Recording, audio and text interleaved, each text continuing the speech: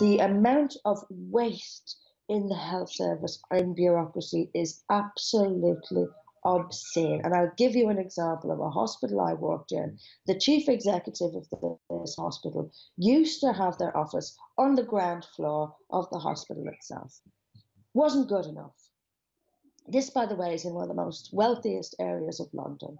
So they spent taxpayers' money on a fancy, shiny new office in one of the most expensive areas of London so that the chief executive could have a fancy office outside of the hospital. Now, this kind of thing happens all the time in the health service.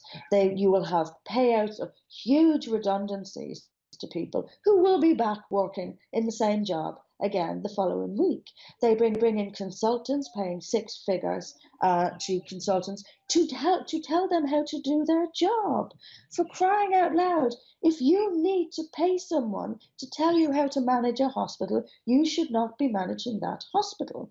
You should be out, and we'll give the job to someone who can manage the hospital without having to pay six figures of taxpayers' money to tell you how to do it. I don't know everything about everything, but what I am offering to the public is this. This is our message. This is what we strive for.